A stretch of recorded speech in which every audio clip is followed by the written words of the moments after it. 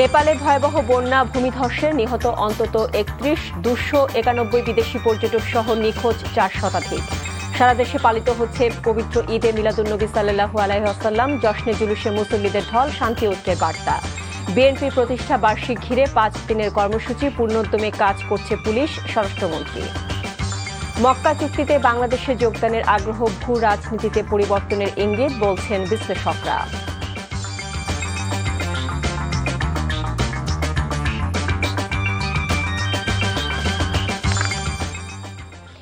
আসসালামু আলাইকুম, মোহসেনা শাওন আপনাদের সবাইকে আমন্ত্রণ জানাচ্ছি এনটিভির সন্ধ্যার খবরে।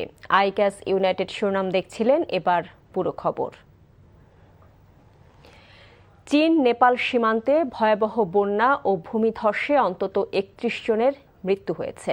তিব্বতের কৈলাসে তীর্থে অংশ নেয়া ৪ শতাধিক যাত্রী নিখোঁজ রয়েছেন। এর মধ্যে ৯৩ জন নেপালি, ২৯১ বিদেশি পর্যটকের মধ্যে ১০০-র বেশি ভারতীয় এবং ১২ জন ব্রিটিশ। বহু এলাকায় সড়ক যোগাযোগ বন্ধ হয়ে যাওয়ায় উদ্ধার অভিযানে বেগ পেতে হচ্ছে। এছাড়া তিব্বতেও বহু হতাহতের খবর দিচ্ছে চীনা গণমাধ্যম। সারা দেশে ধর্মীয় ভাব গাম্ভীর্যের মধ্য দিয়ে পালিত হচ্ছে পবিত্র ঈদে মিলাদুন্নবী। বর্ণাঢ্য র্যালি আর প্রিয় নবী হজরত মুহাম্মদ সাল্লাল্লাহু আলাইহি ওয়াসাল্লামের বন্দনায় মেতে ওঠেন নগরবাসীরা। সকাল থেকেই ঢাকার ঐতিহ্যবাহী জশ্নে জুলুসে অংশ নেন লাখো মুসল্লি। সোহরাওয়ার্দী উদ্যানে আয়োজিত শান্তি সমাবেশ নামে মানুষের ঢল। মহানবীর জন্ম ও মৃত্যুর এই দিনটিকে সিরাতুন নবী সাল্লাল্লাহু আলাইহি ওয়াসাল্লাম হিসেবেও পালন করা হয়। এদিন বিশ্ব মুসলিমের শান্তি, ঐক্য ও মহানবীর জীবনাদর্শ অনুসরণের আহ্বান জানান ধর্মপ্রাণ মুসলমানেরা। নাজিবুর রহমানের রিপোর্ট। রসুলের প্রেমে রঙিন রাজধানী ঢাকা। মহামানব হজরত মুহাম্মদ সাল্লাল্লাহু আলাইহি ওয়াসাল্লামের পৃথিবীতে আগমনের এ দিন নগরী ছিল উৎসব মুখর। ঐতিহ্যবাহী জশ্নে জুলুস ছিল কানায় কানায় পূর্ণ।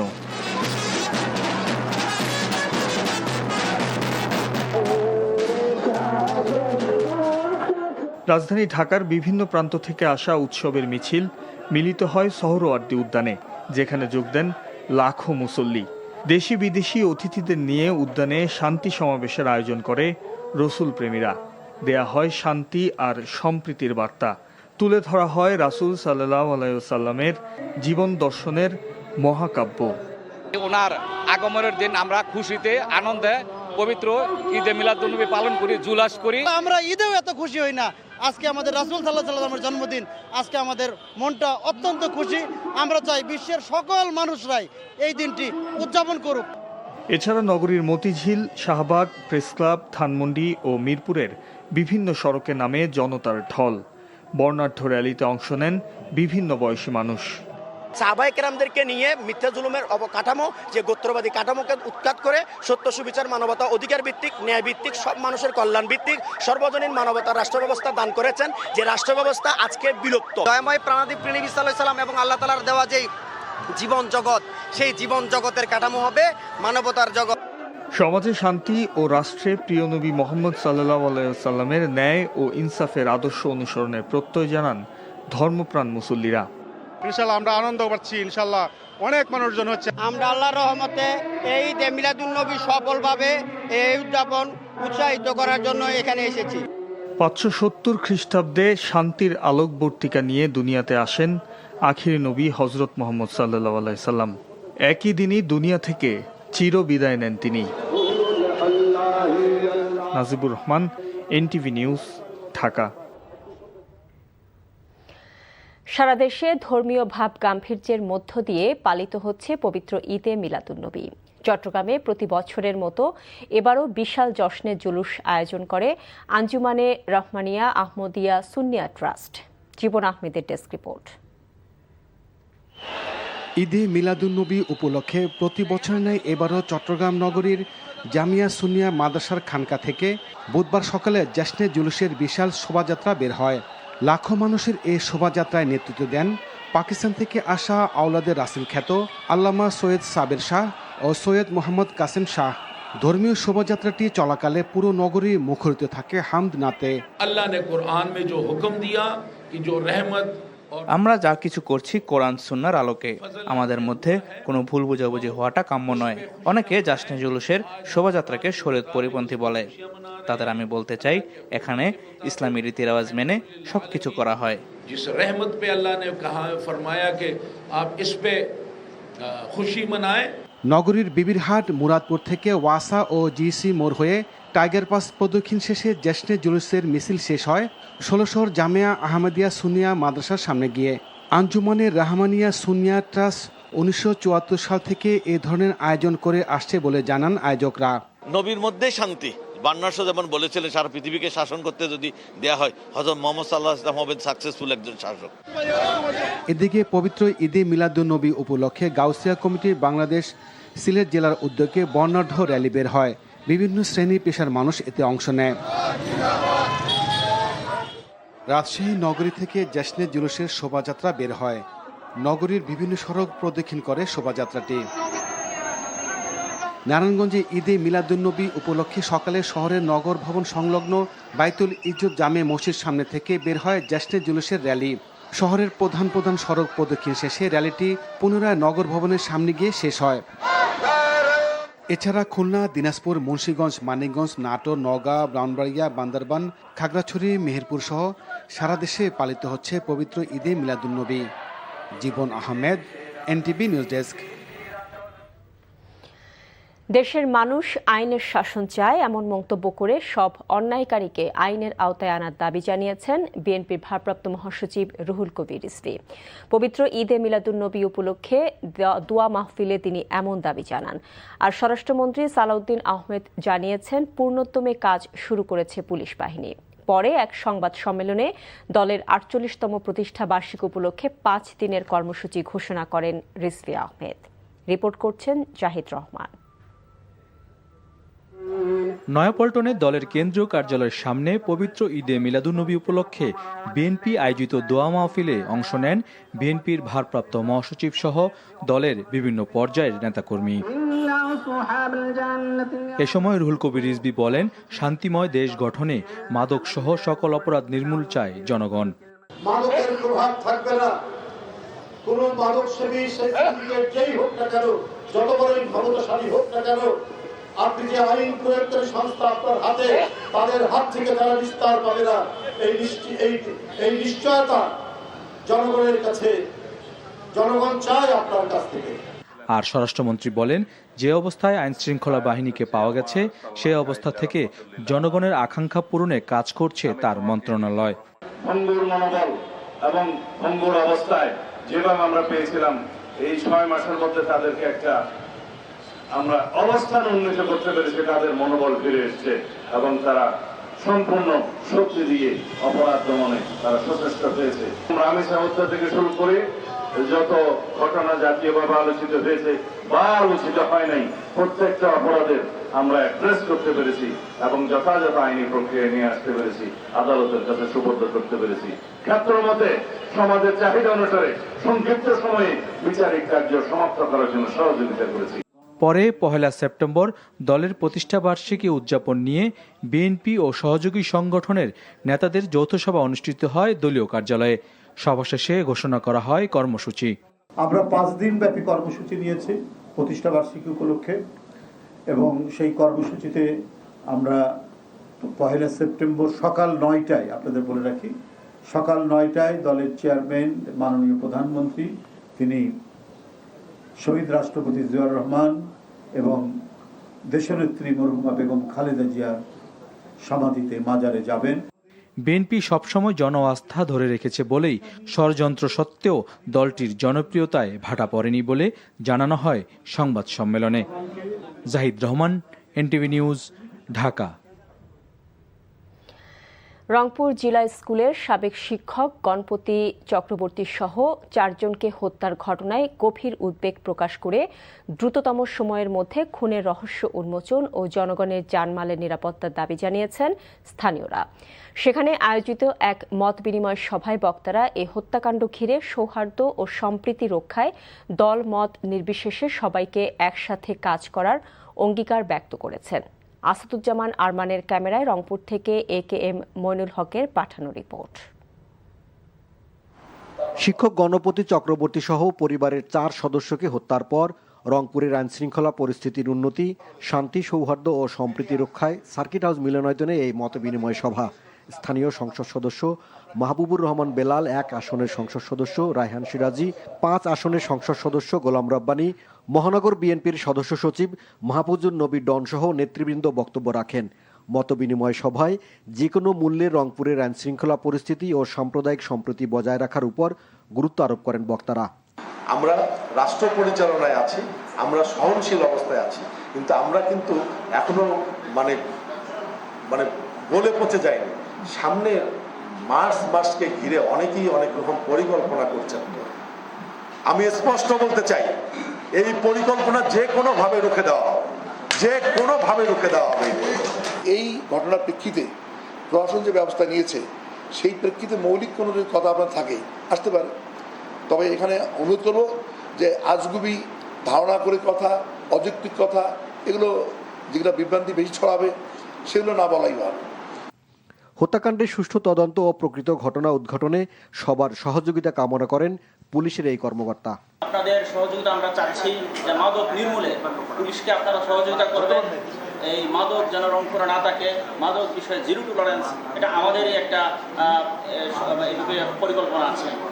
এর আগে রংপুর প্রেস ক্লাবের সামনে শিক্ষক গণপতি চক্রবর্তী সহ পরিবারের 4 জনকে নৃশংসভাবে হত্যার প্রকৃত কারণ উদ্ঘাটন ও দ্রুত বিচারের দাবিতে মানববন্ধন ও সমাবেশ করেছে সুশাসনের জন্য নাগরিক সুজন।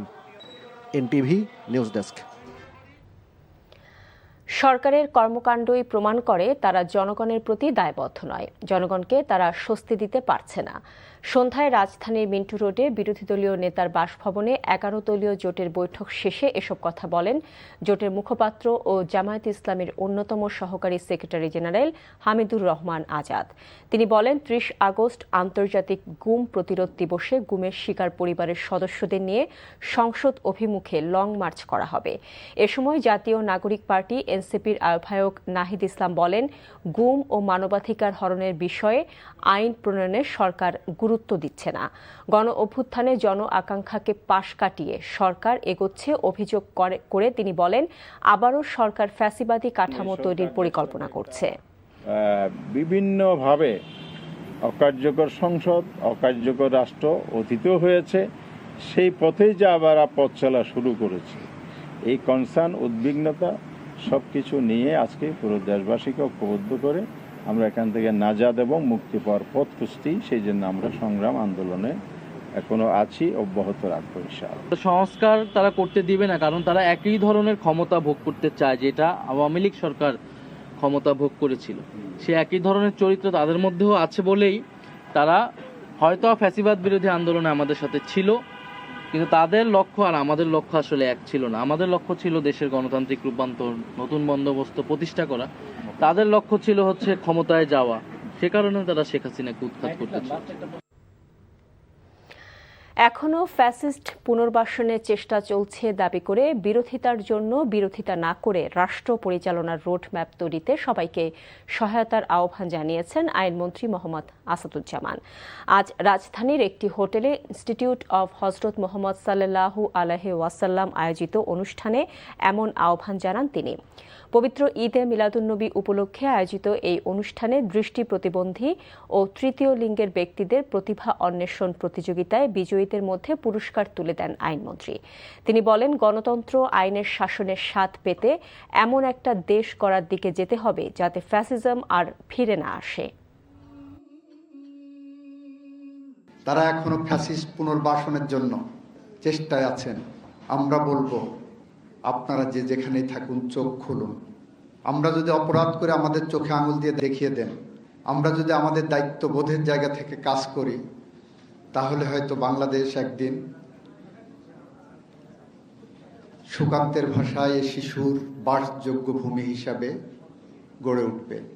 আর যদি ব্যর্থ হই, তাহলে হেলাল হাফিজের ভাষায় আমরা উত্তর পুরুষের ভীরুকা পুরুষের উপমা হয়ে থাকব। ঢাকায় সংক্ষিপ্ত যাত্রা বিরতি করেছেন ভুটানের রাজা জিগমে খেসার নামগে ওয়াংচুক। হজরত শাহজালাল আন্তর্জাতিক বিমানবন্দরে তাকে স্বাগত জানান রাষ্ট্রপতি মির্জা ফখরুল ইসলাম আলমগীর। ভুটানের রাজাকে বহনকারী একটি বিশেষ বিমান সিঙ্গাপুর থেকে ভুটান যাওয়ার পথে ভোরে 1 ঘণ্টার যাত্রা বিরতি করে। বিমানবন্দরের ভিভিআইপি টার্মিনালে অবস্থানকালে তার সাথে সৌজন্য সাক্ষাৎ করেন রাষ্ট্রপতি। ভুটানের রাজাকে সুবিধামতো সময়ে বাংলাদেশ সফরের আমন্ত্রণ জানান রাষ্ট্রপতি মির্জা ফখরুল ইসলাম আলমগীর। জবাবে ভুটানের রাজাও রাষ্ট্রপতি মির্জা ফখরুল ইসলাম আলমগীর ও প্রধানমন্ত্রী তারেক রহমানকে তার দেশ সফরের আমন্ত্রণ জানান। নতুন রাষ্ট্রপতিকে শুভেচ্ছা ও অভিনন্দন জানান ভুটানের রাষ্ট্রপ্রধান। ত্রয়োদশ জাতীয় সংসদের তৃতীয় অধিবেশন বসছে কাল। স্পিকার হাফিজউদ্দিন আহমেদের সভাপতিত্বে বেলা ৩টায় অধিবেশন শুরু হওয়ার কথা রয়েছে। এর আগে কার্য উপদেষ্টা কমিটির বৈঠকে এই অধিবেশনের সময়কাল নির্ধারণ করা হবে। সাধারণত বছরের এই সময়ে ডাকা সংসদের অধিবেশন দীর্ঘ হয় না। এই অধিবেশনে গুম প্রতিরোধ ও প্রতিকার আইন ও জাতীয় মানবাধিকার কমিশন আইন সহ কয়েকটি বিল উত্থাপন হতে পারে। ত্রয়োদশ সংসদের দ্বিতীয় অধিবেশন শেষ হয় 15 জুলাই। ওই অধিবেশনে 2026-27 অর্থ বছরের বাজেট ছাড়াও একাধিক বিল পাশ হয়। গঠিত হয় সংবিধান সংশোধনের বিশেষ কমিটি সহ 15টি কমিটি। জেদ্দা থেকে চট্টগ্রামগামী বিমান বাংলাদেশ এয়ারলাইন্সের একটি ফ্লাইটে অসুস্থ হয়ে এক যাত্রী মারা গেছেন। সকালে জেদ্দা থেকে ছেড়ে আসা বিমানের BG-136 ফ্লাইটে অসুস্থ হয়ে পড়েন চট্টগ্রামের যাত্রী সানোয়ারা বেগম। শাহ আমানত বিমানবন্দর কর্তৃপক্ষ জানায়, ফ্লাইটটি ওড়ার পর সানোয়ারা বেগম অসুস্থতা বোধ করেন। এ সময় ফ্লাইটটি ওমানের মাস্কাট বিমানবন্দরে অবতরণ করে এবং তাকে স্থানীয় একটি হাসপাতালে নেওয়া হলে কর্তব্যরত চিকিৎসক মৃত ঘোষণা করেন। মরদেহ দূতাবাসের মাধ্যমে বাংলাদেশে পাঠানো হবে বলে জানিয়েছে বিমানবন্দর কর্তৃপক্ষ। চাহিদার চেয়ে কয়েক গুণ বেশি সার মজুদ আছে বলে জানিয়েছেন মৎস্য, প্রাণিসম্পদ এবং কৃষিমন্ত্রী আমিনুর রশিদ। দুপুরে মুন্সিগঞ্জের গজারিয়ায় সুবিধাভোগীদের মাঝে সনদ, গরু বিতরণ ও মাছের পোনা অবমুক্তকরণ অনুষ্ঠানে তিনি একথা বলেন। আগামীতে কৃষি দেশের সর্বোচ্চ রপ্তানিযোগ্য পণ্য হবে বলে আশাবাদ ব্যক্ত করেন তিনি। এদিকে লালমনিরহাটে সার নিয়ে কেউ দুর্নীতি করলে তার বিরুদ্ধে জিরো টলারেন্স নীতিতে ব্যবস্থা নেওয়া হবে বলে জানিয়েছেন দুর্যোগ ব্যবস্থাপনা ও ত্রাণমন্ত্রী আসাদুল হাবিব তুলু। মার্কেটে এই মুহূর্তে যত সারের প্রয়োজন আছে তার থেকে বহু গুণ বেশি আমার গোডাউনে আছে। তারপরও একটা গ্রুপ দুনিয়ার যত 2 নম্বর এই ইমিটেশন ক্রাইসিস, ইনশাআল্লাহ বাংলাদেশে আগামী দিনে প্রধান রপ্তানিযোগ্য পণ্য হবে কৃষি পণ্য।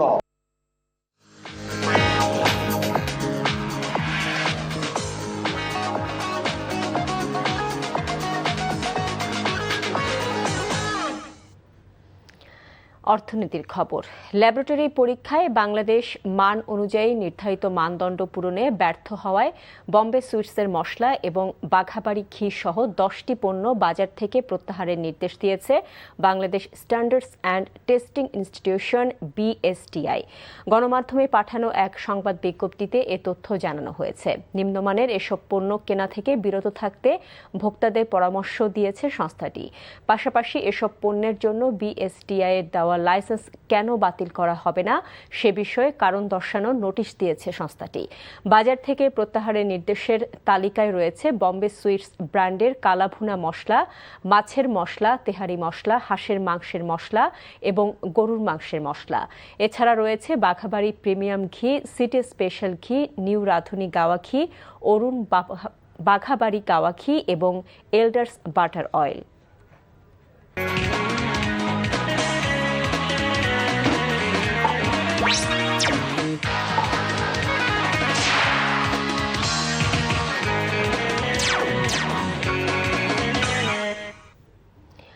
খেলার খবর, ক্রিকেট। ম্যাকাইয়ের দুর্দান্ত পারফরমেন্সে টেস্টে সেরা বোলারদের তালিকায় প্রথমবারের মতো শীর্ষে জায়গা করে নিয়েছেন মিচেল স্টার্ক। জসপ্রীত বুমরাকে পেছনে ফেলেছেন এই বাঁহাতি পেসার। এছাড়াও বোলারদের তালিকায় বড় লাফ দিয়েছেন শরীফুল ইসলাম। 17 ধাপ এগিয়ে এখন 57 নম্বরে উঠেছেন তিনি। উন্নতি হয়েছে মুশফিকুর রহিম, মেহেদী হাসান মিরাজদের। ব্যাটারদের র্যাঙ্কিংয়ে সেরা 5-এ কোনো পরিবর্তন নেই। বাংলাদেশের ব্যাটারদের মধ্যে এক ধাপ এগিয়ে এখন 17 নম্বরে মুশফিক। নিজের 20 নম্বর জায়গায় ধরে রেখেছেন নাজমুল হোসেন শান্ত। টানা 3-0-এর পর 6 ধাপ পিছিয়ে 34 নম্বরে চলে গেছেন লিটন কুমার দাস। অলরাউন্ডার র্যাঙ্কিংয়ে আগের অবস্থান 3 নম্বরেই আছেন মিরাজ। নারী ক্রিকেট। এশিয়া কাপ খেলতে সংযুক্ত আরব আমিরাতের দুবাইয়ের উদ্দেশ্যে দেশ ছেড়েছেন নিগার সুলতানা জ্যোতিরা। আসন্ন টুর্নামেন্টে মোটামুটি সহজ গ্রুপেই খেলার সুযোগ পেয়েছে বাংলাদেশ। স্বাগতিক সংযুক্ত আরব আমিরাত, শ্রীলঙ্কা ও ইন্দোনেশিয়ার বিপক্ষে গ্রুপ পর্বে মুখোমুখি হবেন নিগার সুলতানা জ্যোতিরা। বাহাতি পেসার ফারিহা ইসলাম তৃষ্ণা ছিটকে গেছেন চোটের কারণে। তার পরিবর্তে দলে নেওয়া হয়েছে 17 বছর বয়সী ফারজানা ইয়াসমিনকে। সবশেষ 2018 সালে সালমা খাতুনের নেতৃত্বে এশিয়া কাপ জয়ী হয়ে আছে এই টুর্নামেন্টে বাংলাদেশের সর্বোচ্চ সাফল্য। আগামী 31শে আগস্ট ইন্দোনেশিয়ার বিপক্ষে ম্যাচ দিয়ে এবারে যাত্রা শুরু হবে বাংলাদেশের। খেলে তারপরে আমরা ফাইনালে যাওয়ার চেষ্টা করবো, বাট একটা ম্যাচ করে করে আগাবো। মেয়েরা ভালো প্র্যাকটিস করেছে এবং যে ধরনের উইকেটে আসলে আমাদের দেশের মেয়েরা এই ধরনের উইকেটে একটু বেটার ক্রিকেট খেলে। তো আমার মনে হয় যে যদি তাদের যে খেলাটা কেবল খেলতে পারে মাঠে, ওদের যে অ্যাবিলিটি আছে সেটা যদি তারা মাঠে খেলতে পারে, তাহলে অবশ্যই ফাইনালে যাওয়ার মতন বাংলাদেশ টিম। ফুটবলের খবর। ফিফা আসিয়ান কাপের জন্য 28 জনের বাংলাদেশের প্রাথমিক স্কোয়াড ঘোষণা করেছে বাফুফে। তবে সেই তালিকায় নেই হামজা চৌধুরী সহ প্রবাসী খেলোয়াড়দের নাম।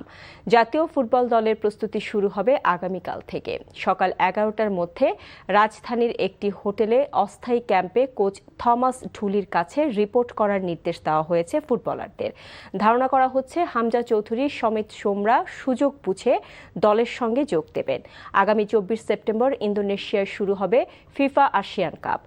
প্রিমিয়াম ডিভিশনে এ গ্রুপে বাংলাদেশের প্রতিপক্ষ ইন্দোনেশিয়া, মালয়েশিয়া ও সিঙ্গাপুর। আর এরই সাথে শেষ করছি সন্ধ্যার খবর। তবে যাবার আগে আই গ্যাস ইউনাইটেড শিরোনামগুলো জানিয়ে যাব আরও একবার। নেপালে ভয়াবহ বন্যা, ভূমিধসে নিহত অন্তত 95, 291 বিদেশি পর্যটক সহ নিখোঁজ 4 শতাধিক। সারা দেশে পালিত হচ্ছে পবিত্র ঈদে মিলাদুন্নবী সাল্লাল্লাহু আলাইহি ওয়াসাল্লাম। জশ্নে জুলুসে মুসল্লিদের ঢল, শান্তি ঐক্যের বার্তা। বিএনপির প্রতিষ্ঠা বার্ষিক ঘিরে 5 দিনের কর্মসূচি, পূর্ণোদ্যমে কাজ করছে পুলিশ, স্বরাষ্ট্রমন্ত্রী। মক্কা চুক্তিতে বাংলাদেশের যোগদানের আগ্রহ ভূ রাজনীতিতে পরিবর্তনের ইঙ্গিত, বলছেন বিশ্লেষকরা। এই ছিল সন্ধ্যার খবরে। এই খবরের ভিডিও সহ আপডেট জানতে ভিজিট করুন এনটিভি অনলাইন www.ntvpd.com। এছাড়াও এনটিভির জনপ্রিয় সব অনুষ্ঠান ও খবরের আপডেট জানতে ভিজিট করুন আমাদের ইউটিউব ও ভেরিফাইড ফেসবুক পেজ। রাত 10:30টায় রাতের খবর দেখার আমন্ত্রণ রইল। এতক্ষণ সাথে থাকার জন্য সবাইকে ধন্যবাদ।